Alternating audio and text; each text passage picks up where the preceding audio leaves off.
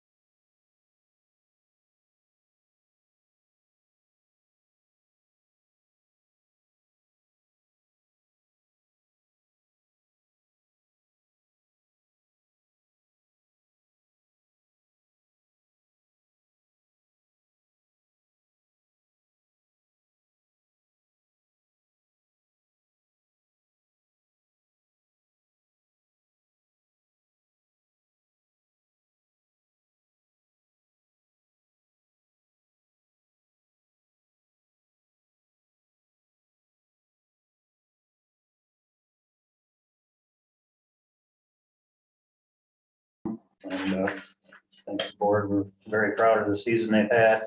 7.5 a point from #1 position in the BBC is looking really good, and I hope they keep striving and pushing for success this winter. Volleyball team Yeah. tomorrow night. Anyone else?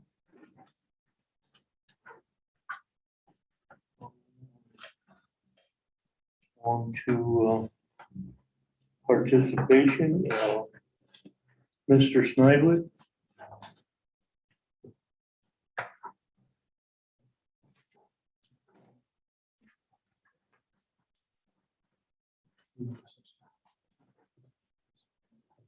Yeah, can you call, please? Everyone hasn't seen this picture. This young lady painted that for me for my office. I asked her to, I asked the art teacher if someone would be interested in doing something to kind of brighten my office up a little bit. And this young lady stepped up big time. This is a picture she painted. I think it's awesome. I have a certificate here from the Board of Education, certifies that Raina Cox was recognized at the October 25th meeting for sharing her talent and artwork with SRL me. It's signed by the board president and superintendent. Thank you. And also I have a little thank you, my own to give you. So thank you very much. Yeah, of course.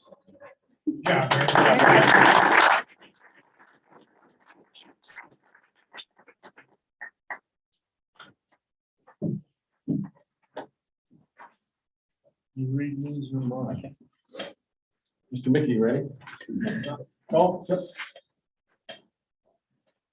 Okay, so.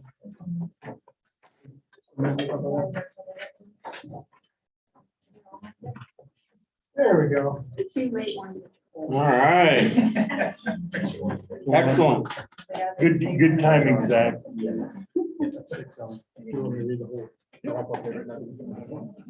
Okay, so high school golf this year was able to successfully win the BBC tournament, which was huge because during the regular season, they actually lost to Montpelier.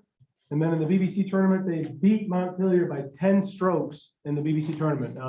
And the medalist for the year in BBC was Zach Hayes. They had a really, really good season, coached by Eric Smeltzer.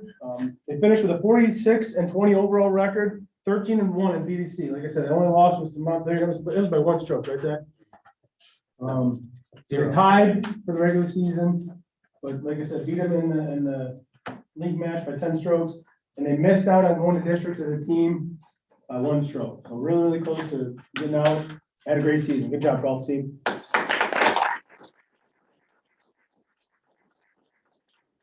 I'd like to recognize all of them. I'll read this. Zach Hayes, just to kind of sum it up, first team BBC, BBC Player of the Year and District Qualifier. Congratulations, Zach. Mason Sanford, golf, first team BBC.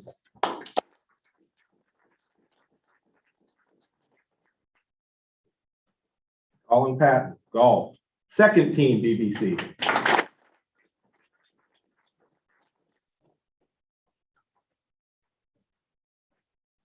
And Pettit, BBC honorable mention.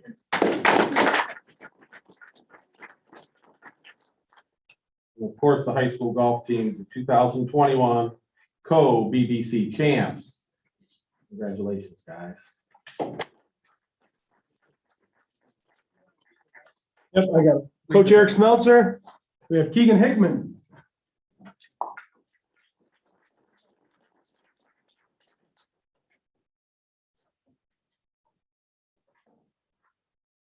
Colton Hicks.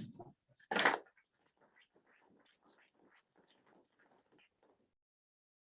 haven't seen Landon Nicolai. And Nicolai was also on the team. Let's go to the picture right now. Can we get the golf team up here real quick for a picture? Good season, coach. Thanks. We can do it right over that way.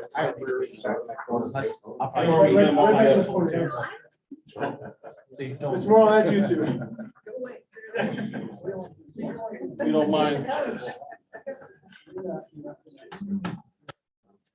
60.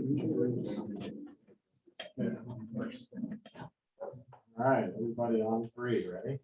Three. All right, one more. On three.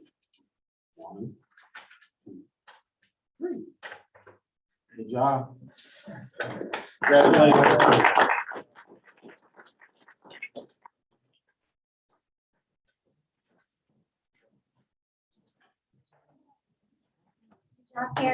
Thank you. Oh, I will. Oh, yeah. That was, hey. No, I hear you. You need to say that.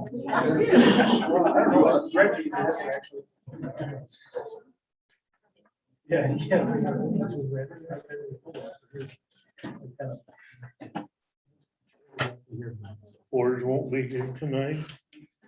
All right. Brittany and Jeff.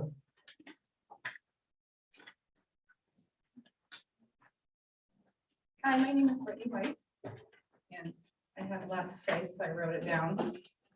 I'm sure you are all aware of an incident that occurred in September with chalk on the school sidewalk. A saying that had been written by a student upset many parents, and the superintendent was immediately notified.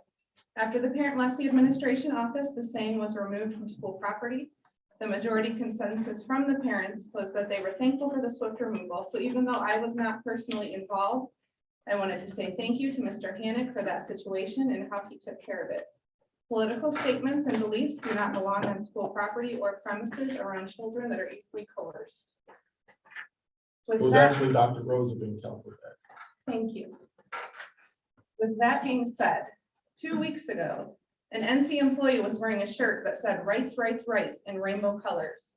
Numerous students had reported to parents that the employee was making repeated statements about the shirt and how they were wearing it to support gay, colored, and trans. Correct me if I'm wrong, but isn't that more outright political than the sidewalk incident? And yet the employee was allowed to wear this shirt all day while verbally stating their beliefs to the students, and not one person from the NC administration found it necessary to have the employee cover up or remove their shirt. More minor students were exposed to this employee and their political beliefs than the parents that saw the sidewalk art. So why was the sidewalk art removed, but the employee's political view was on full display verbally and physically for a whole school day? Where was the monitoring? An employee's political stance should be unknown to students, period. They should be completely biased in their teachings, allowing the children to make up their own minds, not indoctrinate minors with their beliefs and stances. Article 2, Section 5 of the 2021 Code of Ethics for Professional Teachers states that a teacher shall not engage in the promotion of any political, religious, or other partisan interest. Article 2, Section 7 states that a teacher shall not use his position or official authority or influence to coerce any other person to follow any political course of action. Article 4, Section 4 states that a teacher shall not make improper misrepresentations through personal advertisements and other questionable means. So may I ask each of you personally, what each of you have done to monitor North Central Schools as you have publicly stated that you would take the role of? Have you personally pulled curriculum from classrooms? Have you watched the videos that the children are being presented in classes? Have you pulled the state of Ohio book lists for children in the library and for educational purposes and studied their content? Have you personally talked to students more than just your own to ask them what they are learning and how they feel about how it is being presented? I'm not done. I just want you guys to answer what you have done personally to monitor, because you told us that you felt you could monitor the curriculum situation.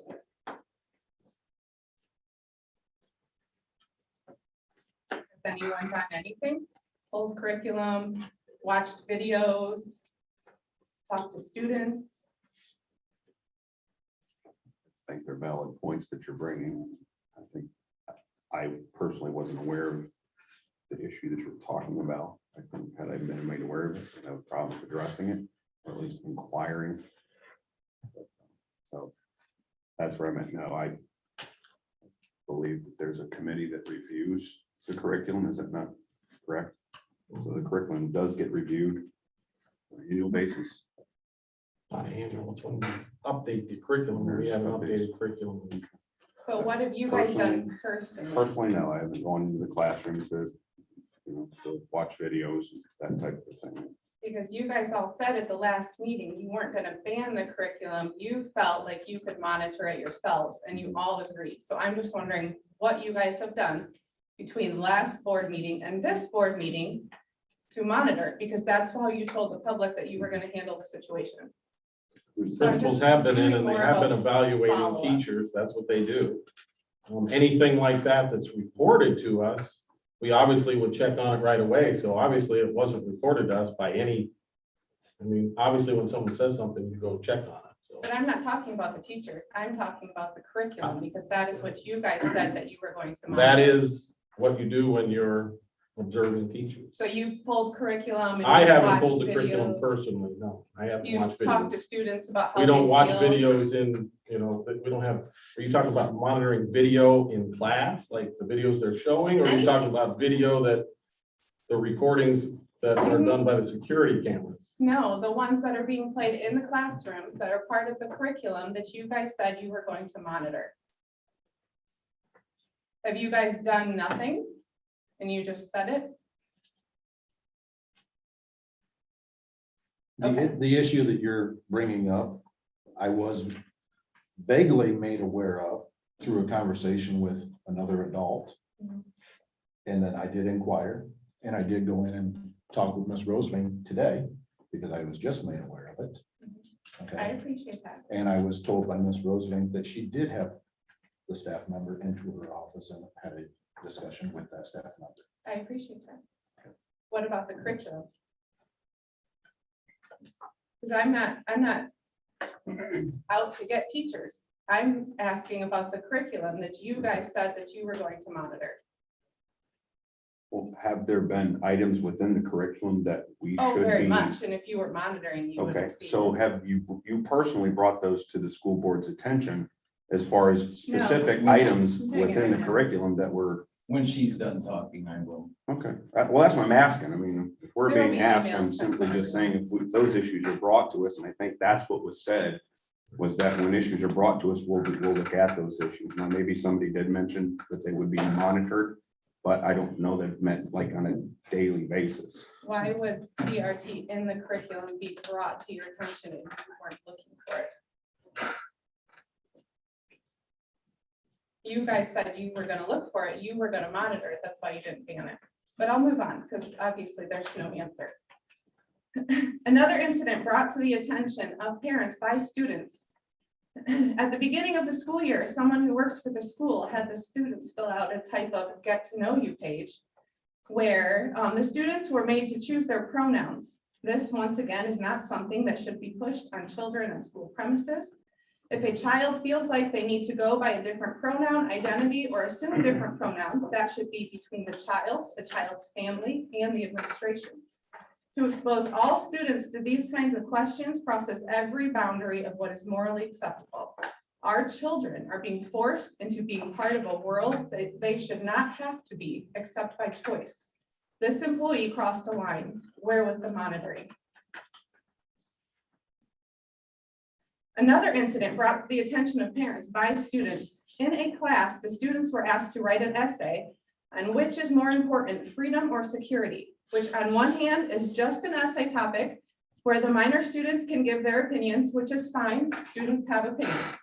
And the initial topic, in my opinion, was not necessarily controversial. However, this employee went on to tell the children while talking about the essay that they are going to have to give up some freedom for security.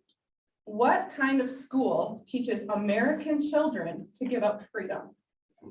Hundreds of thousands of brave men and women have died protecting our rights as Americans to be free in a free country. And now one of your own employees is telling our children that at this age are very easily persuaded by someone they trust or see as an authority figure, that freedom should be given up. A patriotic curriculum is so necessary for these students to realize how lucky they are to have freedom and that it should never just be given away. Keeping our freedom should be our last stand. Where was the monitoring?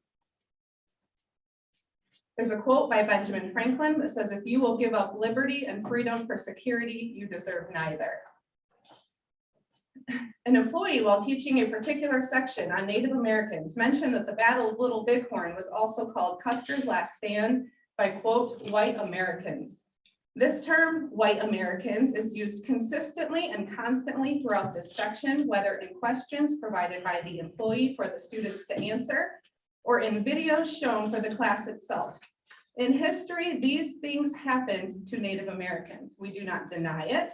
We do not need to hide it, and we most definitely do not need to condone it. However, the people involved were Americans. They were Custer's men, an army for the United States, not a color. I don't know about you, but I'm an American. My family is American. Everyone in this room is an American, and I do not need to associate color of skin to define any of you. It's possible to teach this class without making color a negative aspect associated with this event to place guilt on a particular race. It labels our children in a context meant to teach them that our skin color is responsible. False. Custer and his men were responsible, and it should be taught that way. In another instance told to parents by students, an NC employee was talking about Indigenous Peoples Day, which has taken over Columbus Day, when that's really what it is. It is Columbus Day. They were asking the students and encouraging why an Indigenous peoples curriculum should be taught in schools. Oddly enough, another way to describe CRT is to assume other names so that the guilty party can deny to parents when asked what is being taught in our schools.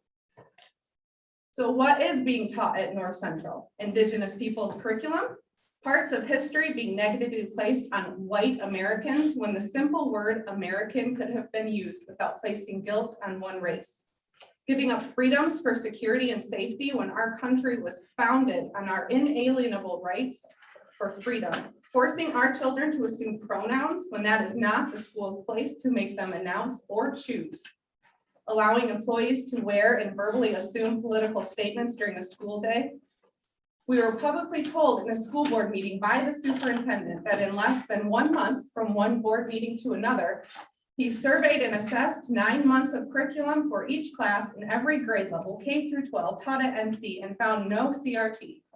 Even though in less than 5 minutes, we found Resolution 20 in the state of Ohio curriculum provided by the state, currently taught at North Central Schools. So my question becomes, is there CRT in the curriculum? Undeniably so. A slow leak is still a leak. Parents were told that this was not in the curriculum being taught to our children. So was the administration untruthful in their assessment of the curriculum? Or is there employees going rogue after we were all told that this would be monitored and minded by the school board? We, the parents of NC and all who live in the North Central School District, deserve an answer and an apology, not only from the superintendent, but from the school board for falsely implying that you could and would monitor the situation yourselves without a ban to the curriculum. On July 29, 2021, a statement was released by the superintendent to, quote, communicate that North Central Local Schools' position towards this highly sensitive subject and the Board of Education has not and will not be voting to adopt any curriculum that incorporates CRT. The superintendent and each NC board member verbally and publicly agreed at the following board meeting that they agreed with the statement even without their signatures on the page.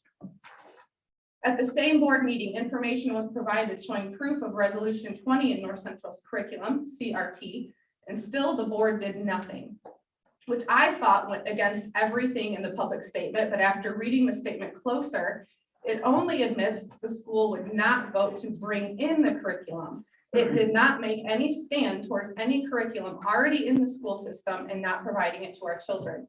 Is this your loophole to get away with this being taught at North Central schools, is by using slick words in your statement to a public that trusts you with our children? Banning this curriculum does not prevent schools from teaching about racism, slavery, or segregation. It prohibits schools from indoctrinating students with fringe racial theories that claim one race is superior to another, or that individuals should be treated differently on the basis of race. This curriculum is not a free speech issue, it's a compelled speech issue, the First Amendment. Public schools do not have the right to use taxpayer money to indoctrinate children or violate a child's conscience. I have some examples here of the curriculum that is showing up in schools nationwide. I'm sure by many small towns and many small schools like ours that said it will never come to our town, but it did. A Cupertino, California elementary school forced third graders to deconstruct their racial and sexual identities and then rank themselves according to power and privilege. And then they then separated the 8-year-old children into oppressors and oppressed. Buffalo Public Schools teaches students that all white people perpetuate systemic racism, and they forced kindergarteners to watch a video of dead Black children, warning them about the racist police and the state-sanctioned violence, and that police might kill them at any moment. North Carolina's largest school district launched a campaign against whiteness in educational spaces and encouraged teachers to subvert families and push the ideology of anti-racism directly onto the students without parental consent. The teaching of anti-racism, if you don't know, is the belief that there is a set of normative privileges granted to white-skinned individuals and groups which is invisible to those privileged by it. It teaches that there is a socially constructed racial caste system that assigns greater value to groups deemed white. It taunts that if you are not anti-racist, you are racist indeed. Clara County Office of Education denounced the United States as a parasitic system based on the invasion of white male settlers and encouraged teachers to, quote, cash in on kids' inherent empathy in order to recruit them into political activism. Our children are protected by the individual's right to conscience, the First Amendment, the right to equal protection under the law, the 14th Amendment, and the right against racial discrimination, the Civil Rights Act of 1964. And yet, even knowing that this curriculum breaks federal law through compelled speech alone, it is still allowed by all of you on school property. And yes, it does break federal law, whether you don't like that I said it or not. You all took oaths to support the Constitution of the United States and the Constitution of the state of Ohio when you joined the school board.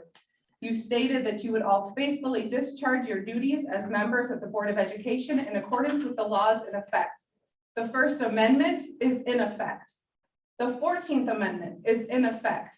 And the Civil Rights Act of 1964 is in effect.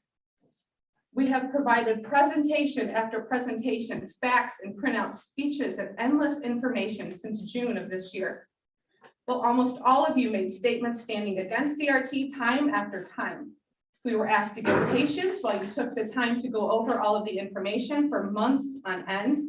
We were hearing from board members that you did not support this curriculum, that you quote, didn't want it around your kids either. But when it came time to take a stand for our children, only one board member stood tall as you all made a fool of him, convincing him that you were going to ban this curriculum, just like you convinced us. It is quite clear that this board has or had no intention of banning this highly divisive, racist, Marxist curriculum for North Central schools.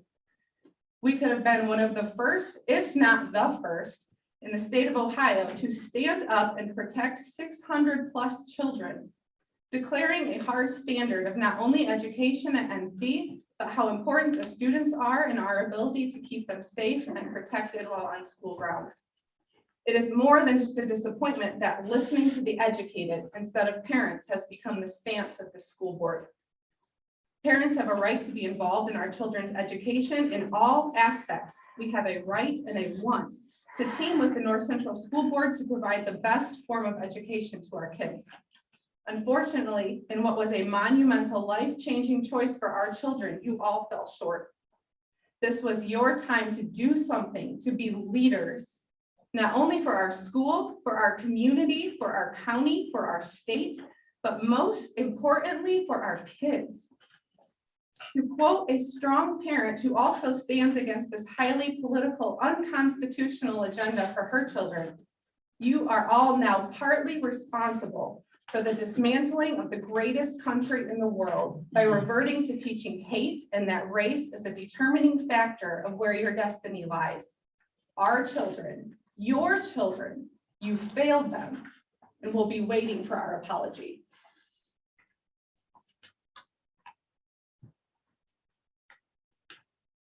I'll be short, real quick, just so you guys know. The basis of her claims, I will back up.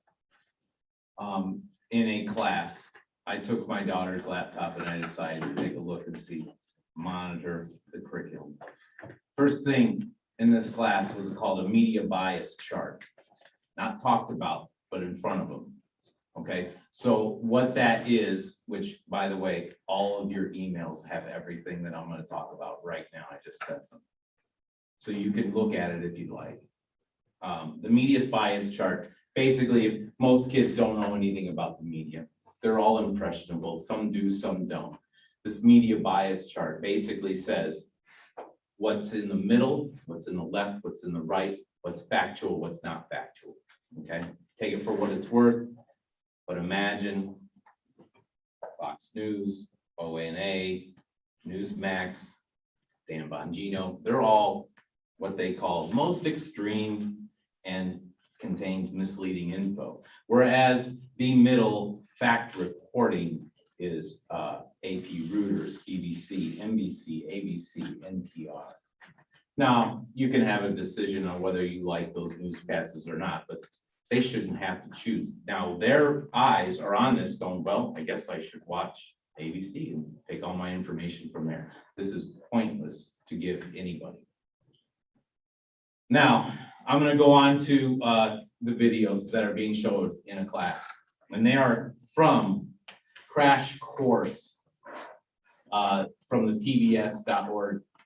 Okay, and I'm going to quote things from those. You guys have all of these videos now in your emails. You can link up and you can watch them, and I suggest you do. This one is from the Constitution, Articles, and Federation Crash Course, U.S. History. Weak, this is on quotes, okay?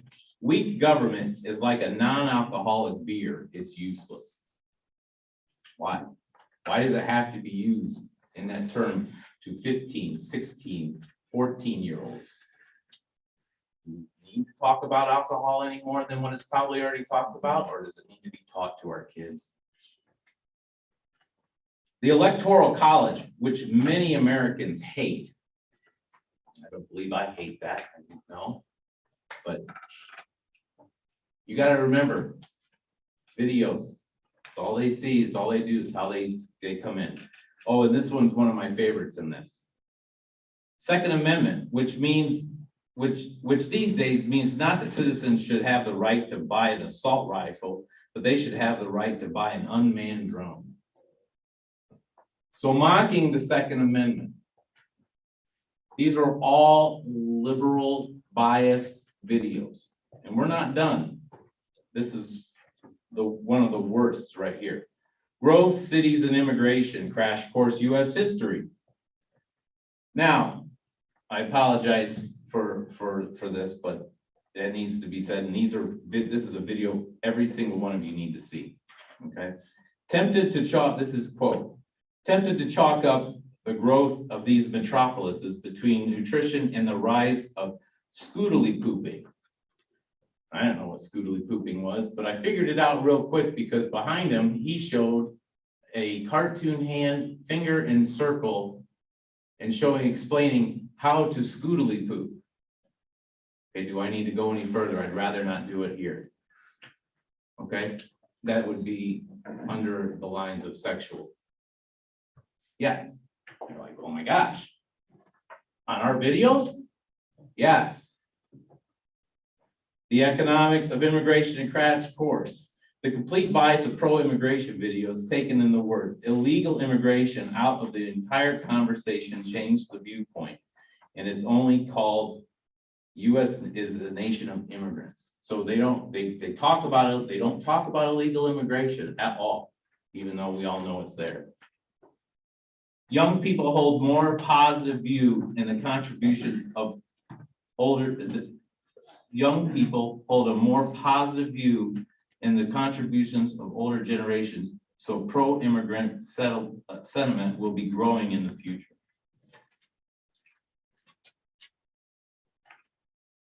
Reconstruction in 1876 crash course US history. This is another one. Republicans were like, man, we would have sure won more elections if Black people could vote, which is something you hear Republicans say all the time these days. These are quotes. So these are from PBS Education, is where these are from, pbs.org education. They're all throughout the entire curriculum, I'm sure. This is one class, and they're used everywhere. But what I'd like to do is just read a few more quotes, then I'll end, okay? And this is from PBS, direct quotes taken from PBS educational website. It's called the Teacher's Lounge. It is exhausting to subvert to white people's racist expectations. We live in a white supremacy society which rewards learning and their perceived expectations. So many white people wear their colorblindness as a badge of honor. And I could go on and on and on. The reason why I read those quotes is this is from PBS. These videos are from PBS. Okay. So what we're doing is we're showing kids these biased videos. And I implore every single one of you guys to watch at least some of these videos that I've sent you.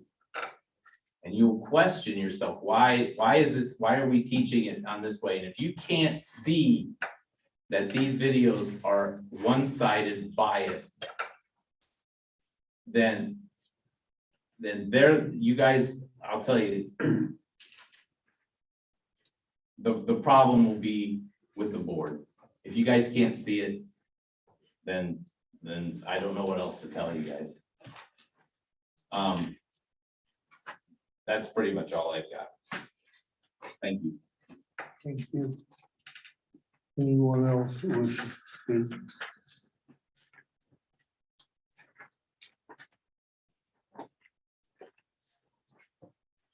We will go on to the treasurer's report. Item A tonight, got minutes from our September 14th regular meeting. Item B, financial statements and investments from September. Item C, OSBA Capital Conference and Trade Show in Columbus will be held November 7th through 9th. Anthony, Tim, and Shane.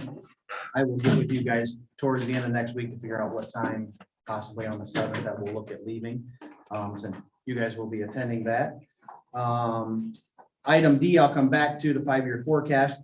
Item E, appropriation additions that need approval tonight. Those are all other funds, total of $427,000. No general fund there.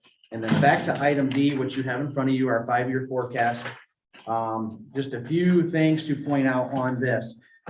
We're getting a lot of news from the state that some things are going to change on how schools are funded. We've heard it quite a few months now, but yet on our foundation statements that we get twice a month, they haven't made the changes. They're telling us right now that they're hoping that we'll see those changes starting in December. But we're not to that point yet, so we'll see. Some of those changes we're talking about is, we used to have adjustments, negative and positive for open enrolled kids that come to us and leave us, which I know you guys know in the past, we've had a lot more that leave than that come in, so that is a burden to the school district. That is going to be going away. Schools are now going to be funded on who we are educating. So we will no longer have that positive and negative adjustment going in and out for open enrolled kids. We will strictly be funded from the state on the kids that we are educating. So that is going to change lines 1.03 under revenues and lines 3.03 under expenditures. So hopefully come December, we'll have a better grasp on that. But right now, they're just telling us that that's going away. So, but it's still showing up currently on our settlement statements that we're getting twice a month. We still have a positive and a negative coming out. So once that change comes, May's forecast is obviously going to look a little different. We're hoping as long as it does come out in December, like they're saying. Also, student wellness funds that we've been getting, those were all coming into a separate fund of their own, a 467 fund instead of the general fund. They are now going to lump that into the general fund. It's going to come through our settlement statements as well. We still have restricted areas we can use that, and we still have to spend it on those areas, but it is now going to show up in our general fund instead of a fund by itself. So that also will start showing up, and we'll have to include that on the forecast once that happens. But again, it hasn't happened yet, so we're still waiting on that. Line 6.01 on the forecast, you can see our revenue over expenditures. 2024 is the first year that we're showing deficit spending. 24, 25, and 26, you can see it increase slowly. Deficit spending there, 7.02. Our cash balance, though, at the end of 5 years, we are still just over $2 million at the end of 5 years. Cash balance on hand. So still sitting good in 5 years. But as those deficit numbers start to creep up and get bigger, then we obviously have to start looking at different things that we're going to be able to do. But with May's forecast, hopefully we'll have a grasp on exactly what those changes that the state's going to make, how it's going to impact our forecast. So you have that there in front of you. If you have any other questions regarding it, or questions about any of the other stuff on the agenda, I'd be happy to answer them. On that 5-year forecast, and maybe you'll have to get it, what do we have for abatements currently, and when does Menards start dropping off? They have 4 or 5 different abatements. One is starting to drop off. We just received a check this month from them for just under $500,000. So currently those go under line 1.06. So you can see between Menards, and that's not just abatements, but last year we got just under $1 million. So it's Menards right now is right around $500,000. The exact amount that's going to drop off, they don't all drop off at the same time. So I'll have to get with you exactly which one's coming Yeah, I off know they're and how much each one of those that comes off in one different year. increments, but So first I one's can get that for you. That's getting ready to drop off probably this coming year. Yes, And I thought we maybe thought it was this year, but it's Yeah. actually, we may have a couple more years, but I'll get exactly what years those come off and the amount that those will drop off. and then we currently just have Menards and Spax True Fast has one. 2020. We don't have any with True Fast. Or, well, we just done one with this edition, didn't we? With rifle? Yeah, Yeah, we don't have any of that yet. We don't start seeing that until they're built. yeah, okay. So right now, we 2020, just still have have some? Menards 2020. And then we have the new ones coming from Rifle, and then if the Aqua Bounty comes through, that will be another one. Solar Field, Apex. Yeah, I that see one's that's still, going through. yeah. Okay. We don't have any information on that yet, though, exactly what that's gonna come in, so.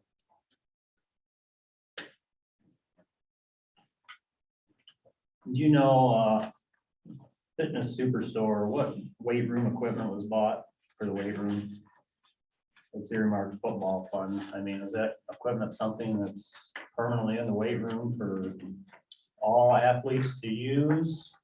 I believe that, I think that would be the leg press and bench press machines. If I'm guessing, I don't have what's in front of you right there to know for sure. But I would assume it's something that Coach Thompson bought in the two most recent purchases he purchased were a leg press machine and a bench press machine. Well, yeah, and the bench press machine is built, the leg press machine is yet to be built there and they're for use for anybody. And that's obvious. I mean, Yeah, anybody. those are good for any sport. I mean, basketball. Mhm. Yep. I mean, I'm asking that question of, does the football fund need to pay for all of it if it's kind of just an addition to the weight room, I feel. For basketball conditioning, lifting. Well, I think the only reason football fund paid for it is because it's something that Coach Thompson wanted and ordered. It was something that he specifically wanted. Yeah, that everybody can use it. But it wasn't necessarily something that the school wanted. It was something that he wanted for his workouts and things that he does. We didn't have any of that equipment in there at the time. There's things that can be used to supplement those lifts. Those are things that he specifically wanted. You could do most of the other thing.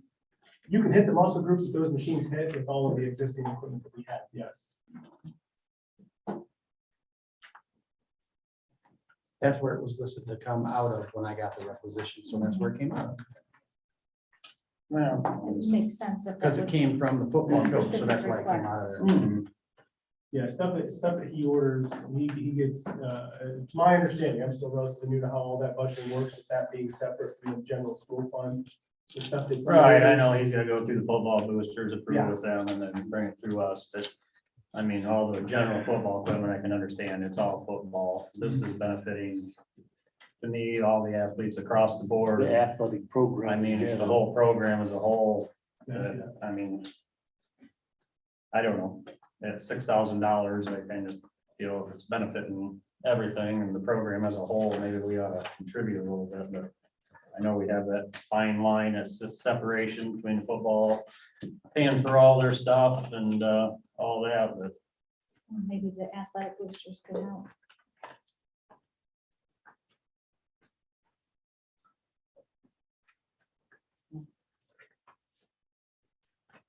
So bring those. I mean, you know, food supplies, why we're buying from a private individual, I mean, you know, $1,000. Stuff that she got, I mean, I'll have to get with Rob exactly. The stuff that she got cheap from somewhere that had a sale on it. That he couldn't get, some of the stuff he's not able to get from his suppliers right now. And I can't tell you exactly which ones, but I'd have to get with Rob, but that's the reason why. So he's trying to purchase stuff to make sure that we have the things that are listed on our cafeteria menu that you can't get. Because supply shortages, so we're going out. Chicken's one of Yeah, them. Chicken is a big one right now, so we want to make sure they we give them what we're putting on the menus.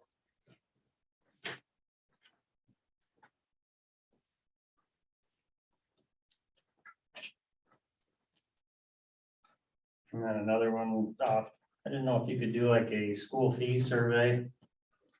I know it was published in the Bryan Times quite a few months ago, and I know we just went up to $25 from 10. But in the paper there, you're looking, obviously, we're the lowest, going clear up to $150 per student fee. So I'm kind of curious what everybody is across the You want to see what board. everybody else is doing, correct? I would like to see it, Okay. yeah. If you could do something like that. Yep, certainly. We're not talking about wanting to raise them, are you? Well, I want to look across the board. I mean, you look in the paper there and these other schools are charging $125. We were $10. We just went up to 25.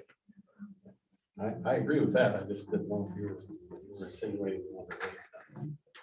See what comes out of the survey. Well, we know it's gonna come out in survey. We don't have to do the survey to figure that out. No, I got a lot of numbers in front of me. Yeah, I know. Yep, I'll do that. Well, I know a lot of that started because we had the reason that we went to a flat fee was they had a grant that was coming in every year that kind of had to be used in that area and it wasn't being used. So it was accumulating. So it was determined that they just make it a flat fee so that like sixth grade used to be, you know, $80, $90 and second grade was 25 and they just kind of use that fund rather than letting it continue to accumulate. And then just put a flat fee across the board to keep it easier for the families. But, you know, like you just stated, maybe we need to make it a fair amount higher than what it is, what we even raised it to this year, but you Well, don't know was that what's, fund? Does it still exist? And it's doubtful. You know, at the time, it yeah, it I remember sufficed Mr. for Boyer bringing that to balance us. it out. That's been 8, 10 years ago, probably. You're saying a fund that school fees went into? Well, no, there was a grant or something that came from the state that was accumulating because it wasn't getting used, and when it was determined that we could use that to offset some of the expenses of the student fees, because it wasn't getting used. And it was starting to accumulate the fund. I guess I don't know of a state grant that was being. And I used for that, can't so I would have to remember look into either. that. It's been 8 or 10 years ago, I'm guessing. But I remember that's why we went to the flat fee. But I can't remember exactly where the funds, it was state funding that was coming for whatever it was. And that was something that could be used for, we weren't, it wasn't getting used in its entirety, or it wasn't getting used at all. And thought it would be advantageous to the families in the community if we just had a flat fee. But times changed too. Well, We need to find out where we're at.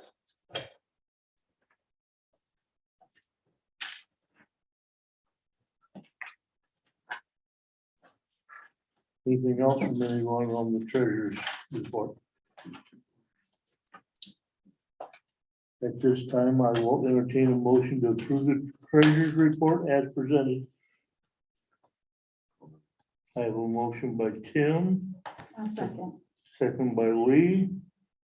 Call roll, please. Anthony, yes.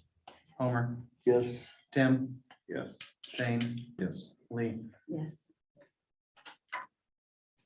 Administration report, Mr. Hanley. Okay, district numbers as of the 22nd. October 22nd, we were at 596 a year ago on November 3rd. Around a little over a year, but we were at 609, so we're creeping back up to where we were a year ago. That's enrollment, and that's gonna be a key because, you know, Eric was talking about the funding.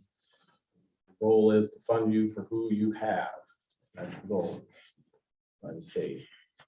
So there won't be open enrollments out, coming to us and spending it out, so we're gonna keep a close eye on that, so enrollment has a big factor on it. Neola, first readings, here's the new, we got the thing in there, enjoy reading, this is the first reading, make sure you look over that stuff, because next meeting will bring that to update on Neola policies, revised policies that Neola goes through and updates, we do this twice a year. So that's the second thing. We had a public hearing on Wednesday, October 13th. And we had put notice in the paper and on our website, it's in the Bryan Times on the 29th of September. But we were notice of American Rescue Plans Idea Part B fund allocations administered through the Office of Exceptional Children. We met in here. It was myself, Mr. Moore, Mr. Smeltzer, and Tim Kaiser came and we kind of went over federal funds that we get. We get $130,000 and we got an extra 30,000 this year. And we talked about things that we use that money for traditionally. Traditionally, that allocation goes directly to the ESC to cover our part of our bill there for special ed costs. And we threw around ideas for what to do with the additional 30,000 that we got this year. So that's what that meeting was about. It was very good. And typically for, I guess, since Mr. Smelter's been here, we have always put that money towards the costs that our ESC bill and special ed costs. So Has to be used for special it ed. has to be used for special ed. That's part of the deal. That's why we do it. It wasn't just so. Okay, anybody got any questions on that? On the enrollment numbers, I don't know, when's the last time we put out a survey or something? Trying to get these kids back in. I mean, we got what, 3 big ones totaling 70 some. I mean, just in 3 districts. Oh, you're talking open enrollment out? Yeah, Okay. yeah. I mean, I know Hilltop? years past, we've sent some surveys and seen reasons for not being here, what we could do to get them back. I'm not sure. We did You've that. done that since. Yeah, you've that been was my here. first year I did that. And with the homeschool kids too. Mhm. 'Cause That I was a mean, I don't group, know. that was a group there. They're trying to get some of them to come back. Yeah. 88 students in 3 districts. Yeah, open enrolled out is 88, open enrolled in is 53. 77 in 3 districts. I mean, that's a Yeah, you're big talking, number. Hilltop. Failure, I'm up there. yeah, Hilltop gets 34, we get 4. We get 34 from, don't forget, we get 34 from Montpelier, they get 33, so we actually are ahead on them.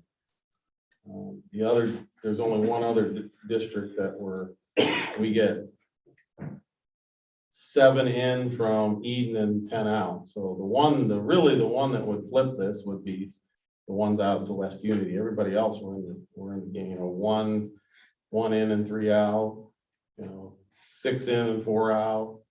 It's not that big. It's the ones that are going to West Unity. That's the big one. Yeah, but the ones going out are in our district. I mean, Right. we should have them here. We should. It's nice we're gaining kids from their district coming here. But I'd like to get our kids back too, as well. I don't know. That's been 4 years. You said it was your first year. Mhm. Maybe we ought to reach out to them again.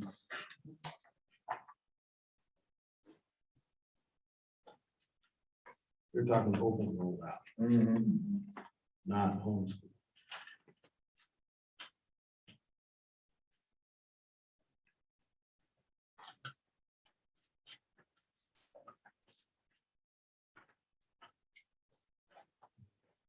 Wellness funds.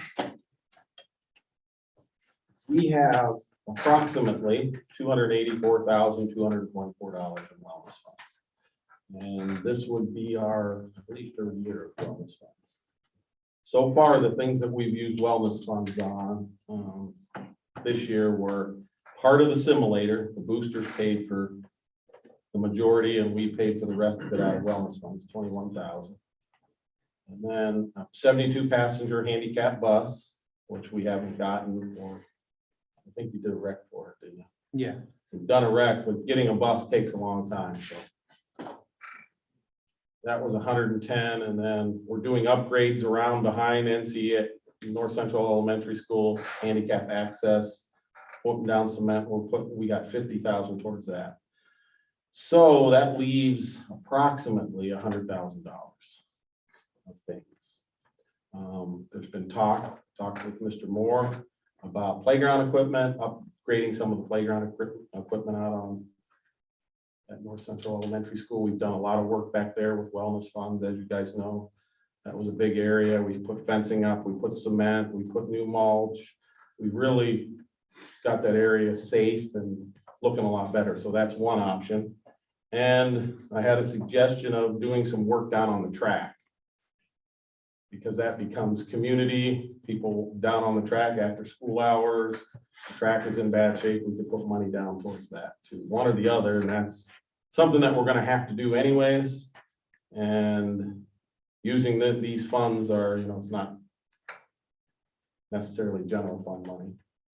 It's money that we're getting that we have to earmark it in certain areas. And that would be a way to not only help our track, It would help people that like to walk down there. So, I mean, I'm just throwing out ideas. I don't know how any of you feel, but I'm talking like. resurfacing the track. resurfacing the track. It needs to be resurfaced. It needs to be restriped. That would Do you be, have a approximate cost on that? I don't have the exact cost, but it'll be every bit of 100,000. We're in that range. I think that might be a little high. A little high, so we still have money left over, but that is a possibility. It's expensive regardless of how you look at it. Yeah. Yeah, it's not. And we patched it and we tried to maintain it as best we can. Oh, we done, Lane one is very much not runnable right now. There's pits and holes in lane one, and so it's not in very good shape. So that would have an immediate impact and it would be just a thought. Get a cost, get an estimate on it, and something we're gonna do, we ought to get on the list, because I'm sure come spring, it's gonna be a waiting game. Yes. You probably won't even get it done in the spring. It'll probably Yeah, go possibly after not, it might be a school's summer out. project. Yeah, I just thought I'd bring it up as an idea, see if you guys. I think it's something good to pursue, otherwise, like I say, it's gonna come out of general fund, and it's a big chunk. And I think our community uses the, Yes. the facility You know, quite a bit more than what I ever really thought about, but mhm, I mean, the kids, and now with the football field beginning, it's becoming a lot more active area on our grounds. mhm. And it would be advantageous for it to look good and be proper so that it is a safe environment for the community as well as the student athletes. Sorry, you guys. Okay, I'll check into that. Okay. Thank you. COVID-19 update. I want to give everybody an update where we are today. As of 10:25, we've got 39 students that have been positive, and we've got 6 staff members. That would be in 44 school days. I go by school days. If we have 160 school days, that wouldn't take us all the way to the end of the year. Obviously, it would take us into the spring. We would approximately, if we stay at the same pace, just doing the ratios, it would be about 142 students and approximately 22 staff, just to give you some background or just something to measure that against. Last year, 2021, we had 22 students that were positive all year. We had 32 staff. So it looks like the staff numbers are potentially trending down and the student numbers are trending up, which you would expect. The state just came out today with their new mask proposal. I don't know if any of you, I set it there for you to look at. But it basically says mask to stay, test to play option. And it goes through, what we're already basically doing is saying if you're close, quarantine or close contact with somebody that's positive, because we want the positives to stay home, because it is showing spread now between people that have been quarantined and now getting it. So that's one thing we have noticed with the kids. So basically, you want to come back, you have to put your mask on. We've already tackled that one. And then there was a test to play option, which was mask to stay. Here's basically what it says. Direct contacts, regardless of vaccination or masking status, may remain in the classroom environment if they do the following: wear a mask for 14 days after their last date of exposure. Of course, ours isn't 14, it's 10. Self-monitor or parent monitor for symptoms. Isolate and get tested if they start to experience symptoms. So as soon as you experience symptoms, you're supposed to get tested. And with COVID-19, regardless of severity, and it's consistent with guidance for others quarantined to lower risk environments, students and staff may discontinue these quarantine procedures after 7 days if they don't develop symptoms and test negative between days 5 and 7. Kind of the same thing we're doing. The mask to stay and test to play, you would have to test negative to play and wear a mask as much of the time as if you've been exposed, that you're not in the game, or if you have to wear it on the sidelines. And all that stuff. So make sure you look over this.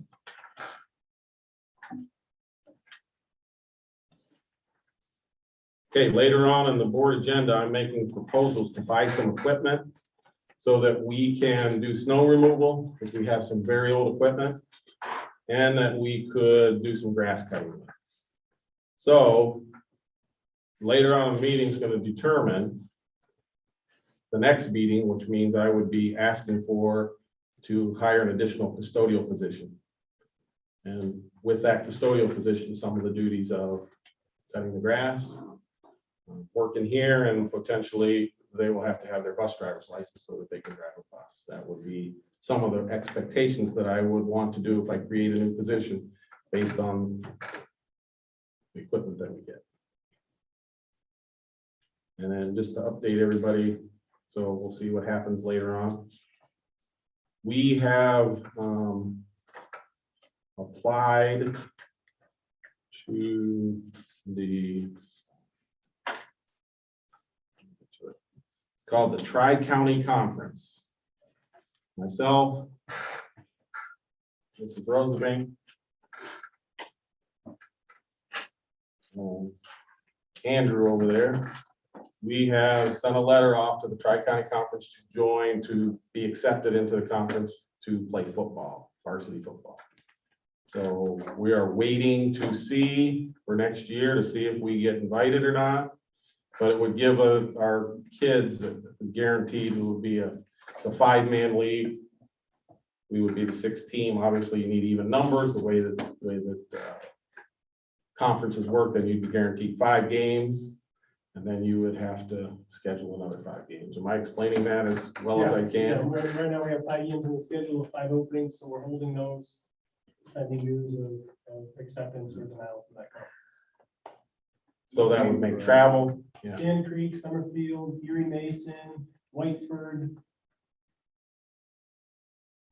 I'm blanking on the last one, but we did- So southern Michigan, there's no schools that are over an hour drive, so it's the proximity is just like the BDC now with Colgate being in, there's no team to any further. In that league, Mr. Mickey, if we do get into that, our junior high, can we still do an 8-man, or The Because plan our next year numbers is to go are back not- to 11-man. they'll have to be, if we get into this league, junior high will have to be 11-man? Yeah, they have 11-man in this league, and then that would be our expectation, I think, from the league would be that we would play 11-man and participate in the junior high competitions as well. Next year, I don't foresee that being an issue with the 7th grade. We had, I believe, 9 players, and there's a lot coming up in 5th and 6th grade, so I don't think junior high numbers are going to be nearly as much of an issue next year as they were this year. Yeah, I mean, next year we're down 1 with current numbers, and then 23-24, we're actually down to 73 versus 89 this year. So that's why I'm curious. I mean, we teetered right at 11-man this year. Mhm. If we're gonna be able to drop down to an 8-man, or we're gonna 11 or nothing, if we're in this league. I mean, if we have to for junior high, if we have to do what's right for our kids, and if that's, if we only have 10 players, then we'll be forced to drop down to 11-man. But we're able to. I mean, we can get into the 8-man league or play the 8-man teams if we.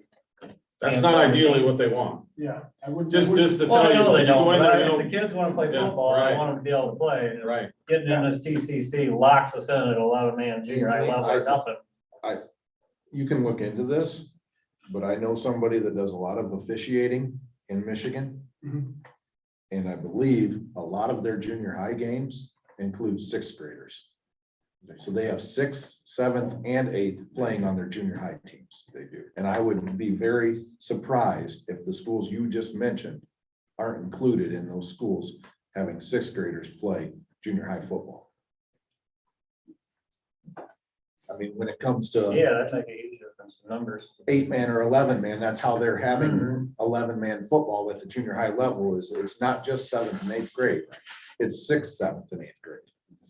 And you may want to ask these schools about that. Yeah. Because I wouldn't want 6th graders playing against our junior high kids right now. I mean, wouldn't do them any good. That's something we're working on. There's no guarantees. We've sent the letter like I've been asked to do. We we'll wait and see whether it is or isn't.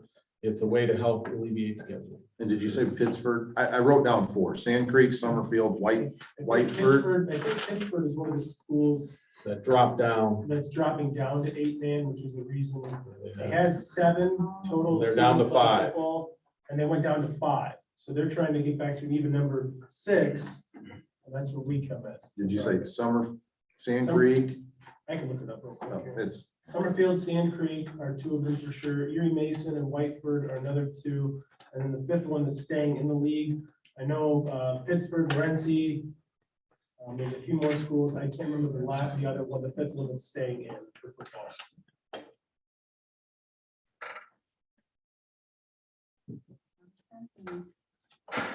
Onstead, I don't think is in the season. I think Onsted's a bigger school. Are they? I think they're in with like Hillsdale. Yeah, they're playing in our holiday tournament for basketball. I think they're in Hillsdale's conference. What's that? Yeah, Yeah, but it has all of them, and it was a discussion that had which ones were dropping down. There's, The league is Sand Creek, Whiteford, Summerfield, Renzi and Pittsburgh are dropping down. Madison, Erie, Britton Deerfield. so that's where we're at. with that. And lastly, but not least, the next board meeting will be Tuesday, November 16th. at 6:30. That's all I have. Any other questions for Mr. Hanley? Mr. Moore. All right, good evening, everyone. A few updates from the elementary building. First, it's been a busy few weeks in the district. In my opinion, it's stayed busy all the way through Thanksgiving break. We've had parent teacher conferences, which they wrapped up tonight, into the first 9 weeks. So it's been very, very busy with parent teacher conferences. I sat into a number of conferences. It was nice to see the families in the building once again. So it's busy. It's going to continue that way with my rest of my report. We have an assembly tomorrow with our first, second, and third graders for their recognition for the first 9 weeks. Wednesday, that's followed up with an assembly with our third, fourth, and fifth graders. Parents are invited to attend. It's going to be right out here in the cafeteria and the auditoria. So it's going to be a busy couple days with awards assemblies. Also, next week, our third graders take their first achievement test for the school year. That's the third grade reading guarantee. Third grade team, the kids have been working extremely hard to get ready for that assessment. And tomorrow night, quiz bowls in action. Our elementary quiz bowl team, they're in Bryan tomorrow night. We're going to start things off at 6:30. Team members from the elementary are, we have Easton Fiddler, Adeline Miller, Anakin Badia, Rachel Sparks for the 5th grade, and our 6th grade members are Lincoln Basco, Thane Martin, Matthew Smeltzer, and CJ Fiddler. And Miss Blue has been practicing with kids after school. We had a fun little activity about a week or so ago where the students quiz bowl took on the staff. So we do that every year, and it was a good time and a good little challenge just to get them ready of what it's going to be like over at Bryan on Tuesday night. We have our elementary Veterans Day program back on the calendar for Thursday, the 11th. Miss Gillespie has been working hard with students, getting ready for that program. Like I said, Thursday, the 11th, we look to get started at 1:45 on Thursday. It's always a great event for the community and the staff and the kids to come together, and it's a wonderful event. Other events, our 6th graders took a field trip over to Harrison Lake about a week and a half ago, 2 weeks, and Mrs. Pedraha and Mrs. Beauregard, they do it for a couple reasons. Harrison Lake's a nice little venue, but from a nature standpoint, from a science standpoint, and also a team building standpoint. So that's why they go over to Harrison Lake. So they did that, like I said, a few weeks ago. Kindergarten went over to Leader Farms over in Napoleon for a field trip, fun-filled activities over at Leader Farms over the Napoleon area. Then also, we've been going up to the fire hall the last couple of years. Chief Backler and I've talked. Traditionally, he comes over and parks right outside the elementary door with a truck or two, but we talked about just going up to the fire station. So Eric's been busting the kids up there, preschool through 3rd grade. And they love going to the fire hall, seeing the fire trucks, seeing the firemen and all that. So it's a nice little thing, and we want to keep that going where we go up there. And, we got everybody in and out, and they're back in the classroom by 10:30. So nice little activity. The kids get to enjoy going up there and see the firemen. I've mentioned this a couple times, but the walk has been in.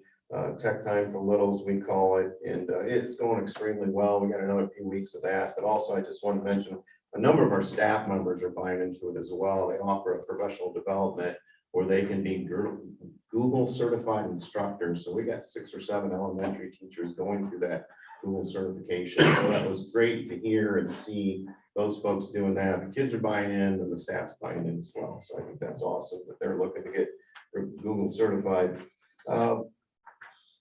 In a few weeks, the high school source students will be coming over to elementary to offer some lessons to those kiddos. And the themes are centered around respect, problem solving, and friendship. And SOAR is an acronym for Students Offering Acceptance and Respect.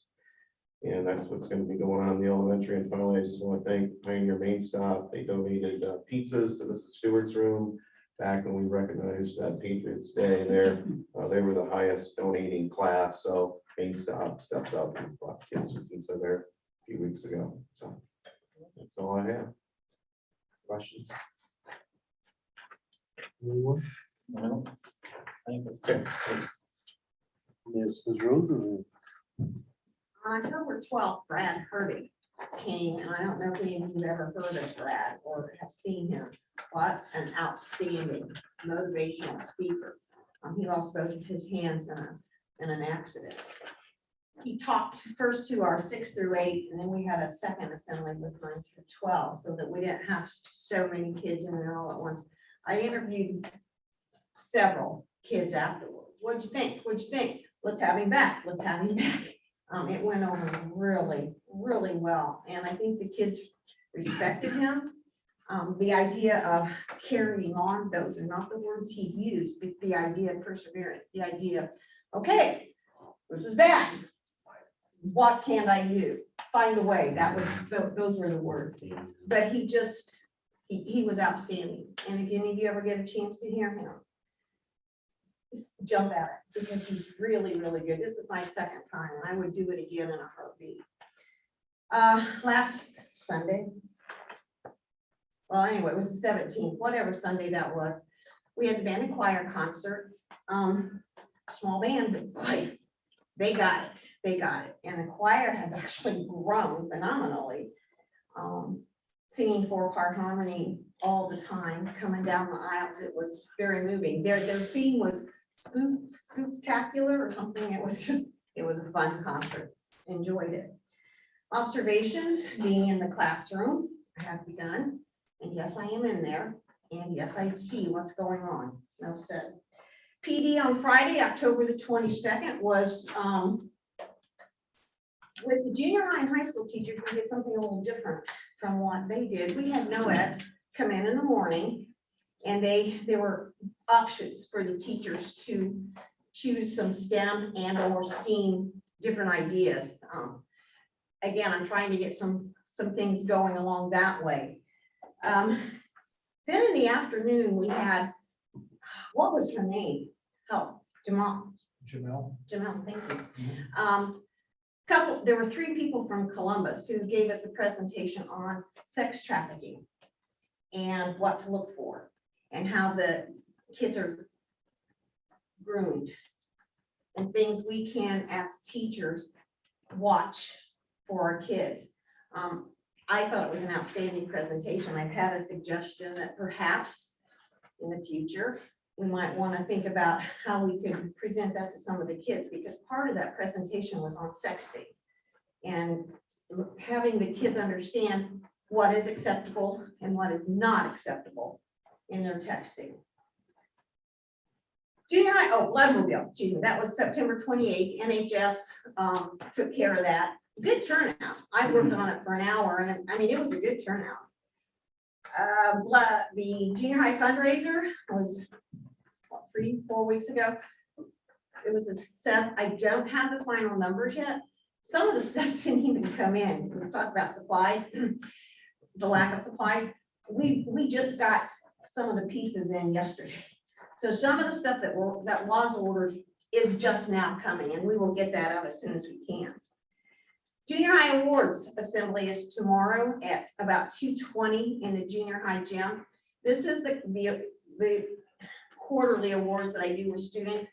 no detentions, honor roll, and then each teacher gives a special award to the students, to a student out of his or her class. Then finally, the biggest thing for the whole junior high is their dance. The dance is this coming Friday. It's in the afternoon. We've changed things a bit since I've been here so that we have it during the school day. That way, first of all, it kind of lets everybody who wants to attend. If they don't want to, they don't have to. I have other options for them.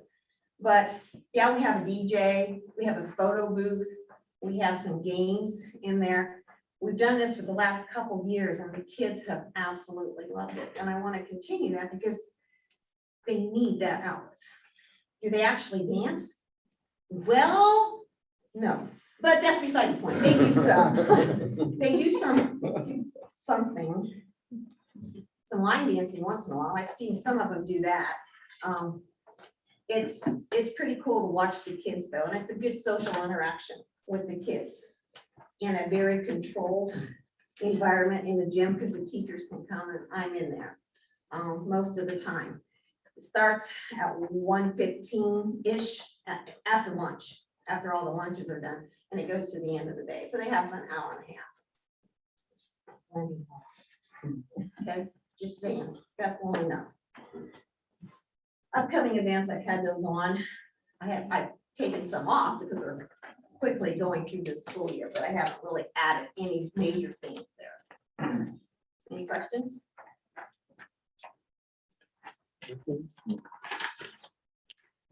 Mr. Mickey. Fall sports update, kind of already talked about golf earlier, when we recognized the golf team and Coach Smeltzer. Address cross country, they wrapped up their season this past Saturday at Leaders Farm. Districts, Coach Eckley and Coach Shaw did an excellent job for us this year. Coach Eckley is a first-year coach. She was really, really good about communicating with parents and getting everybody involved and really just did an excellent job as a first-year coach for us here at NC, and she's going to continue coaching with us. I think she's going to help out track and field this spring. So we're really excited to have her. She did a really good job. As far as the finishes, Alexa Dominguez, she finished 38th. Darby was unable to finish. She got an injury. And then our 5 boys as a team, they finished 10th. So as a team, so really, really good job for cross country. As far as football, wrapped up a 7-1 JV season. All of the wins that the JV team had this year were a running clock, which means that we were winning by so many points in the second half, but they had the clock running all the time. So it was a dominant season, really. The junior high finished up tonight with Holgate. They won at Stryker last week under the lights on Saturday night, and our boys had a lot of fun doing that tonight. They lost to Holgate. Did you hear the final? Well, we lost pretty bad tonight. Yeah, a muddy football game, and we lost by a few points. Last week on Saturday night, on a bright note, they played Stryker under the lights, and that was we had more fans turn out for that game than Stryker did. Honestly, our stands were packed. I was over there, and that was a lot of fun. That was a really cool game and a cool atmosphere for our junior high kids to get a game under the lights. And Mr. Lyman was there on the sidelines coaching away, and you correct me if I'm wrong. That was a really fun time. That was awesome. So junior high, awesome, fun season. Volleyball, 14-1 at the time of the tournament draw. I don't know if I think that was the final record. I'm not positive. It was good enough for the second seed in the tournament. So a very good regular season. 1 match away from the BBC title because of how the Hilltop match counted. Last Thursday we beat Edgerton, so tomorrow we are playing Hilltop over at Napoleon. We've got a spirit bus going where Hilltop's charging $5 for theirs, ours is free, so we're better. Get the rubber match with Hilltop and get the W and move on to Thursday. Like Mr. Burnett said, we are half a point away from first place in the BBC All Sports standings, and that's a really, really big deal. I know we've not won that since a really long time, so I don't know the exact year because it's not great a history. So we'd like to stay competitive in that with basketball, girls and boys coming up. Hope to maintain a real competitive atmosphere around here and continue to do well.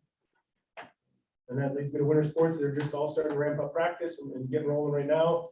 Some of that is getting messed with by our volleyball team being so successful, but that's not something we want to slow down or stop. So the basketball teams might have to adjust their practice times a little bit to accommodate our volleyball team. Questions? Golf simulator, I see your post on Facebook a little bit ago, opening that up to the public. We put that one, Somebody that did. one wasn't me. Help me out here. Probably Travis, right? But yeah, that was the going to open it up Open starting up to public certain Mondays, hours. Thursdays, and then by appointment other days. Yeah, See how it goes for now. Mhm. Yeah, they're trying to work out the logistics of that, but if you get the chance to stop in there and check it out, and really stages, it's pretty cool. We're working on different ways for it to be used. I know we've talked to the cardio drumming people that come in on Mondays. I mean, you'd mentioned before about the leg press and the bench press machine, but this is something that we're gonna be able to have, with where the funds came from. The cardio drumming, they can set up videos on there and play their music, and they can use that space. Since it's an open space, when it's not in use, if they run it out on the calendar, they can use that space for that stuff too, and get a more interactive kind of event for them. And there's other opportunities like that that are pretty neat, but that thing is a lot more versatile than even I anticipated. Oh, okay. And on that golf simulator, just to clarify, I've heard some ruckus about football players aren't allowed to use it if they're interested. I mean, it's across the board, anybody interested in Absolutely. using the golf, it's open Absolutely. for all students. Yes, I don't know where that was coming from, but I just heard it out about, and want to clarify that. I'm sure there's all sorts of rooms. Yep. So they're definitely allowed to use it there. I don't think there's many football players here just yet, but they're definitely allowed to use it. Oh, If I'm allowed to use it, Yeah, if football you players- decided to use it as part of your class. then, Yeah. you I thought, I mean, in all honesty, Anthony, there's an app called Huddle that most coaches, and I don't think our coaches here for football use it yet, at least there's no films on it. When I checked about a week or so ago, so they don't use Huddle just yet, but you can open the Huddle app. And if you've got an end zone view, one thing that I mentioned to Mr. Smelter, and he thought it was a really cool idea, is you can have football players in there watching the film from the end zone copy, and then they can react to the film. Like say it's lightning and thunder outside, they've got to practice in the weight room, they can have guys working on the bench, guys working over here, and then a couple kids in the simulator getting their football reads if there's nobody in the weight room. So, I mean, know. it's So the video would be coming right at you. exactly. You'd be, depending on what Yeah. channel you're watching. Right. Yeah, you can react to what you're seeing on actual video. I mean, as a former football guy myself, that'd be really neat. Yeah, for sure. And then what, you said you got 5 games scheduled for next year. What local schools do you have? Toledo, Woodmore, Hilltop, Cardinal Stritch, North Baltimore, You got an Indiana school on there too. Fremont. Hey, see? So Thank Hilltop's, you. I appreciate my concussion. Hilltop's about in our backyard school we're playing. Is that a home game or away or? That one I couldn't type it. Woodmore is home. And yeah, Hilltop is home. Hilltop is the other home game. I know Eden and Montpelier were schools that I reached out to, but they were full. Maybe on that game, I know it's long time planning, but if we're gonna do Friday night lights and everything, can we do a homecoming? Let's do it right and have homecoming night. No, it's basketball. Kidding, I'm just kidding. I don't know, I would like to look in that, I agree with that. look towards that, and, let's do it, set it up right. Do you have a homecoming date yet? For this year, For yes, this we do. year? Yeah, Oh, Delta. Okay, I want to say 29th, but I'm not positive. I know we play Delta. oh, okay. We're talking about sound, I know me and. basketball this season. Saying January 29th, is that what you're thinking? Is that Delta? It is homecoming, January 29th. It's on the calendar. Yeah, it's on the calendar, I was gonna look it up. And we have picked the dates. I've not released the dates yet because I want to give the student council about the themes. I want to let them have the themes, but I've selected the dates for 4 girls and 4 boys basketball games that we're going to allow students in free, pending the theme. A few of those are going to be relating to, like a toy drive. There's a couple December games that I like to do toy drives for gifts for period kids and things like that. And then other themes of the 80s night, for example. I'm not the student council. Pick So it area, yeah. might be 80s night. I mean, that's my kind of music. I don't think there's anything. Moving along. But themes that would be along that sort of vein. If they wear 80s clothes, they come in and that's what they get them free. There we go. 50s? 50s, yeah. Nice little sock hop. Yeah, there you go, yeah. And then can we get, some point here, get together with the football committee again? I think we need to, I know they've got some ideas and plans, and I think we need to Absolutely. I think it's meet good. with them and see what they got for thoughts and see what our goals are for next year. Yeah, I tried to go to the last football meeting. I know the last one was during a volleyball game, so I was not able to attend. I'm not gonna go to the next meeting. Boosters or Football boosters. boosters? I'm talking, the football, usually, I don't know, 3 or 4 come to that. Craig being one of them and Yeah. just as part of the goals and, you know, the initial contract we signed, I know we're switching gears a little bit there. And see where we're planning on being for varsity season next year.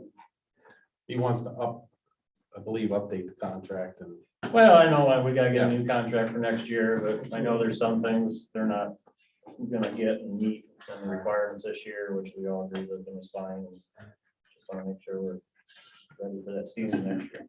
we just gotta find a time to do it. Yeah. Yeah. We can do it after school. Even on a Wednesday.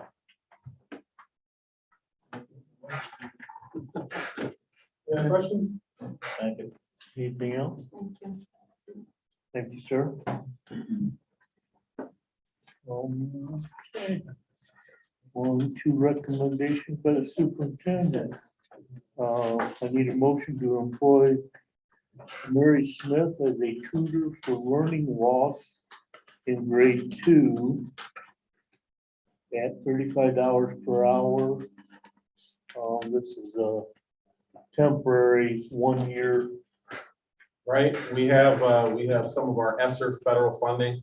We have ESSER 1, we got ESSER 2, we got ESSER 3, which is called ARP, depending on which you want to refer to it. We have a portion of that we have to spend on what's called learning loss. So we're going to concentrate on some of the kids that have fallen through the cracks, especially the young ones that suffered the last couple of years and now we're behind. I would say a couple grade levels. That we want to get caught up and we want to continue to divide and do as best we can. And we've got Mary Smith on the line, who is a retired teacher from here. That was fantastic. And this is not 5 days a week or anything like that. I think we've got her for 3 days a week, potentially to come in, and she's going to work with our second graders because obviously we're getting ready for the third grade guarantee. So we identified an issue and we're going to put some of our ESSER funds towards that. I need to approve a motion to employ Mary Smith as tutor for learning loss grade 2. I have a motion by Anthony. Do I hear a second? Seconded by Lee. Any questions, further questions or comments? Call roll, please. Homer, Yes. Tim, Yes. Shane, Yes. Lee, Yes. Anthony. Yes. Next, we need to employ Michelle Oxender as a full-time substitute for the remainder of the 21-22 school year. This is a 1 year. Well, obviously, we can't find subs. The ones that want to show up, we want to have them here every day and tell them that you're going to be working because we spend many days without subs to cover classes. We're having that issue. So for the rest of this year, since she's someone that comes, one that we can count on, we want to have her here every day and we're going to pay her $130 a day for that privilege so she doesn't go anywhere else. Some of the districts have hired 3, 4, 5 of these. This is our first one. So at least we'll have one. Hopefully, maybe next month we'll have somebody for the high school. Yeah, he called me today. It's kind of my goal, so we'll get some subs in and see if we can find somebody, or we need to try to help cover these classes that were, I mean, not being able to get covered. I don't know how you're doing it, but Unfortunately, because of the way the schedule is, sometimes an aide is in there. Sometimes it's another teacher. It varies. In the high school, you know, it's difficult to get someone in a classroom. It has been horrendous this year. Really, probably the worst I've ever seen it in my 100 years. so that's the reason for that. It's trying to help out and alleviate some of that. And if you get somebody in every day, they get more familiar with your building and the school and the way the staff works. And so we're The other gonna, advantage is if Yeah. I don't have an a need for ACE up, I can use that teacher to pull out with some of the kids who need some extra help. So it goes along with what Andy was saying. I hope you have days like that. I would like to. I haven't had any so far. Right. But that's our goal to alleviate some of that. All right, do I have a motion to approve Michelle Oxinger as a full-time substitute? I'll move. I have a motion by Tim, seconded by Shane. Any further question, comment? Call roll please. Tim, Yes. Shane, Yes. Lee, Yes. Anthony, Yes. Homer. Yes. Next, motion to approve the purchase of a John Deere 2038R compact utility tractor for $27,667. This is basically to help us with doing maintenance and This will help us with maintenance. This will help us do snow removal out here on the sidewalks. We have a 20-year-old tractor that we're using. That's the next one. Oh, this is the, okay, I'll make sure I get it. Oh, this is the, Our current one, how old's our current one?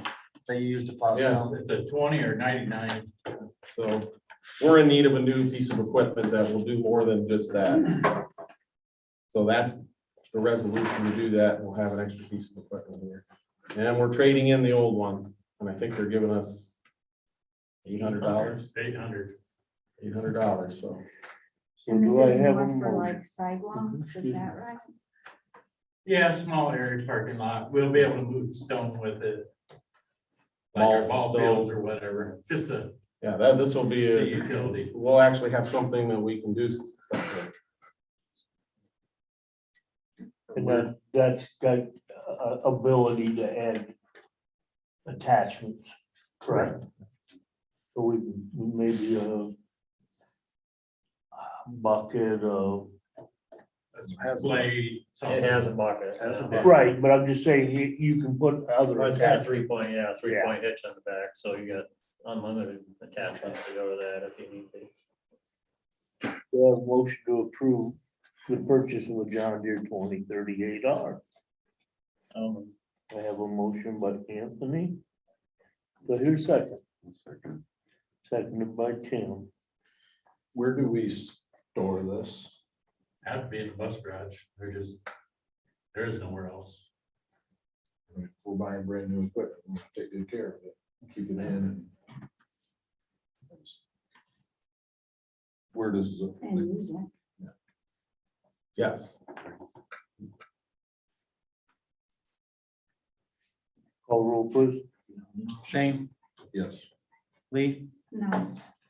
Anthony, Yes. Homer, Yes. Tim. Yes. Next, we need a motion to approve the purchase of a John Deere 1570 terrain cut front mower with accessories. Do I have a motion?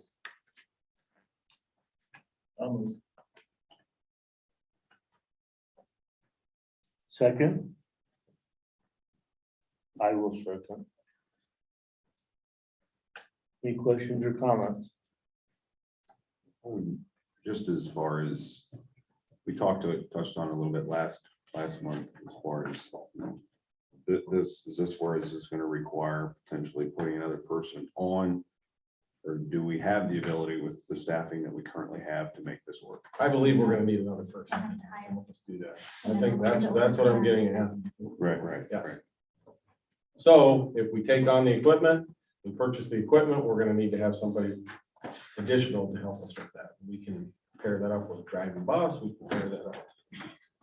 It'll be, I mean, there'll be plenty of things for them to do, but one of the main things would be grass is cut. Is that gonna eliminate the grass cutting on the baseball field? Is that person gonna do that as well, or are we gonna still have that contract? Well, that person would have to, That would be part of this person's, Okay. Yes. That's what I'm- or the custodial staff. or, yeah, somebody. I mean, we I'm would not have to gonna do all stick of it out it. exactly for one person, because you need more than one person to, Right, but I just wondered if it was gonna be included, or they were still gonna subcontract that out. not in my understanding, no. No. All school grounds would be maintained By by the school. school employees. If we don't have this equipment, then we will have to get someone to cut the grass. So we're That's putting the bottom on, line. I mean, I have trouble approving the purchase of some mowers for over $30,000 if we don't have an employee to be cutting the grass. That's what the next meeting's for. Oh, I mean, I think we're putting We the don't have cart in bus front of the horse. subs, custodial subs. I mean, those are all things we need too, so. Okay, we hire contract the yard, we'll just hire a full-time bus sub. So I guess that's our next option. So you might as well hire somebody to, Well, and weren't we looking Do, to potentially get some estimates for contracting for the? Yeah, we mowing did, too? we got got, one. yeah, we got one. Yeah, Just one? Is that the only one? Yeah, we got one. 12,000. Yeah, it's roughly 12,000 and it's all piecemeal, so it's not what we had. We obviously know what we had. We aren't gonna get that kind of deal again. So no matter what we do, it's gonna cost more money. Doesn't matter. And I spoke directly with this individual that dropped their time or so they're available to do the special cuttings that we have in the past. Yeah, they would be Abilities to available to do do, they would do all the mowing some cutting that they've fields. done. There's an additional cost. Yeah. Yeah. So like, there's a charge to do the basement. There's a charge to do something. I mean, it's all broken down as to what. everything Well, I is. mean, I understand that, but Right. for I just wanna make- clarification yeah, for- I mean, so it's- that everybody knows what It's we're- going to cost more either way. This way we have the stuff here. That's what we choose to do. That's the option, but we're gonna need more people. And while we're getting more people, if we're gonna cut grass, we might as well drive a bus too. Because we can always use extra bus drivers. That's just my thinking. I could be all wrong. but And the bus driving is almost more important than the grass cutting, but giving that extra time It's all. for a potential employee is what may entice us to be able to get a full-time Yes. substitute bus driver. Yes. Potentially, yes. That's the goal. And we won't know until, Just because we approve it doesn't mean we have to buy it because we're gonna need, I mean, I think we need to definitely get going on the first one. Because we need the stuff, the equipment for the snow removal. The second one, The second one would be the sidewalks. Yeah. yeah, right. I mean, to entice in a bus driver, this is gonna entice them in more if you can Say, hey, you have can- more to do. I mean, there's, just like sub shortages, there's bus driver shortages. You can't get any subs. Right, It's that's a why, this would countrywide make it full problem. time. This would just entice somebody to come in and be available every day of the week. Drive a bus. And then you have it at the bus driver salary. It's gonna have to be blended of some type. Blended or custodial salary, and then they're just available to drive. So you're gonna cut grass, and you might have to drive a bus in the morning, cut grass, and drive a bus in the afternoon. That's your day, depending on the day. I mean, we wouldn't be obviously cutting grass in the winter. So you'd be working somewhere in the school, you'd be picking up shifts to help clean. I mean, we're always uses. for people. But we have to have the people first. yeah, that was my point. I thought, what I was saying is, if we had the person, we knew we had somebody to fill this position. Be different with purchasing the equipment. I think we'll have somebody if we post a position like that. I think we'll find somebody. So you're saying if we pass this resolution to purchase it, we don't necessarily have to purchase it if we don't find somebody to fill that position? Yes. That's what I'm saying. I just want to make sure everybody understands, I want to qualify as much as possible. Will both these pieces of equipment fit in the bus barn for storage? Yeah. I mean, But I'm not gonna mistake anybody here. If anybody thinks that bus drive out there is the holy grail of storage, it ain't.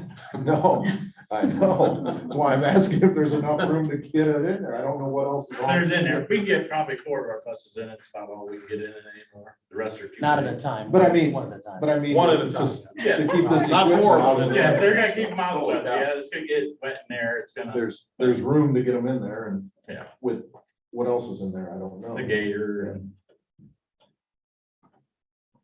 Other stuff.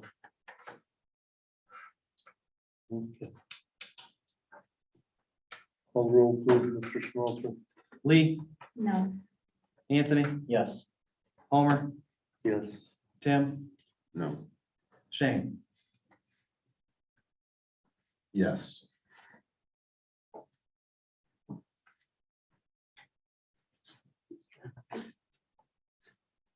Next one is the consent agenda. Employment Caitlin Creek as cafeteria substitute, Tammy Swank as cafeteria substitute. Supplemental contract for 21-22 as follows. 1 year supplemental contract, Rob Taylor, ED 70, as the junior high quiz bowl advisor.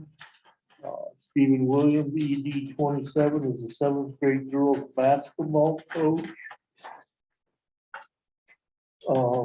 We also have the attachment, Mr. Handy, our superintendent, has tendered his resignation effective August 31st, 2022, for the purpose of retirement. We also have the Northwest Ohio Educational Service Centers teacher and paraprofessional substitute list as of September 29th, 2021.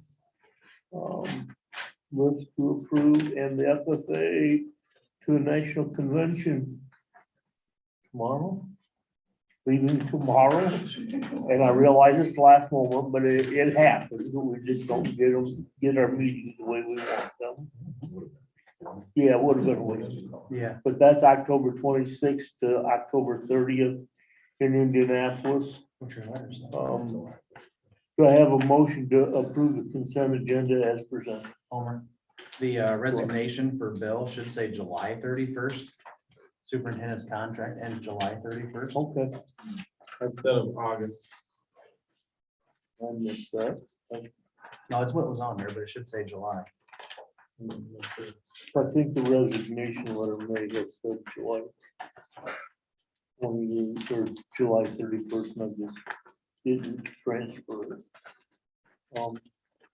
But with that being said, do I have a motion to approve the consent agenda? Have a motion by Tim. There's second, I'll second. seconded by Anthony. Any further questions, comments? Call the roll, Mr. Schwartz. Oh, excuse me. Oh, with the Mr. Hannick's resignation, probably what, January, I think we ought to start putting. Oh, Looking. yeah, I would like to get it out there as soon as possible and try and get some applicants by, I'd like to put a deadline of like the end of January for applicants. I think we get may possibly get the Northwest, the Service Center to Yeah, lead our search. I think so. Um, And form a committee, a committee. But I would like to think that we get applicants, hopefully put a deadline of the end of January, mid-February, so that we have plenty of time to do the research on the individuals and then set up for interviews. And hopefully we can get something done and be ready. They may be able to help a little bit with negotiations next spring, Yeah, it'd be nice. if as women well here as Shadow a just to little be bit. involved and have a little more time to shadow as quick as school gets out. Yeah. I think you should post as soon as possible. Yes. And, but I Because the would, interviewing process is lengthy. and that's why getting it started and getting that application deadline. I can get with Carrie at the I'm ESC getting with Carrie. Yeah, I don't think it hurts. and let her now, know, but I think she's gonna in have questions like January that we're on dates when you guys want stuff done by, and so she can put that ad out there to shooting. start getting applications. Yeah. Do you have a, Do we have So- a deadline we would like? I have to the end of the year. Yeah. Yeah. I'm just, if we can get it started for the board for the beginning of the year, so that they've got something in place and moving forward, I think will be beneficial to whichever five of us are here or not here. You want them by the end of January, middle of February, what? I don't think you want anything later than the middle of February, in my opinion. Yeah, I wouldn't either. I mean, if you get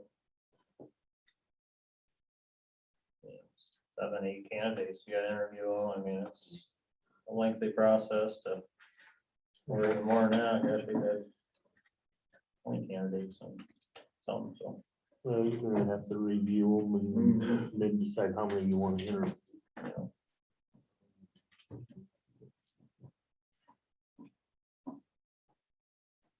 Just ask Carrie. See what she can do.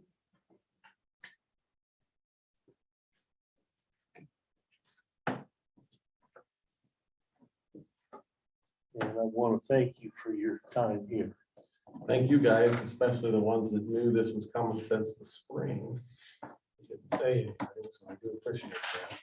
So this decision wasn't made yesterday or the day before. It's been in the works for a while, since last school year. So they've known, and we discussed it, and so it was my intention to make sure that they would have lots of time to, post it and interview and anything I can do to help. That was the conversation, so. I just don't want anyone to get the story wrong, okay? That's been they've known for a long time. So, thank you, guys. Thank you. no, thank you. Call roll, please, Mr. Snow. Anthony, Yes. Homer, Yes. Tim, Yes. Shane, Yes. Lee. Yes. Any reason that anyone wishes to go into executive session? I think so.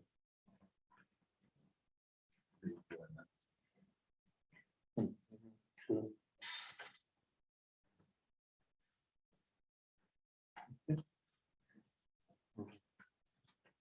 So personnel, Personnel. I need a motion to go into Not executive, necessarily personnel. Yes. to go into. Maybe describing the job description, so somebody said it would be. That too. Okay, so we need a motion to go into executive session for personnel and employment. No, I have a motion by Anthony. I'll say. Second by Shane. Anything else? Call roll, please. Homer, Yes. Tim. Yes. Shane, Yes. Lee, Yes. Anthony. yes. No action to be taken, correct? Correct. Yeah. 17. Yes, that's what I put down.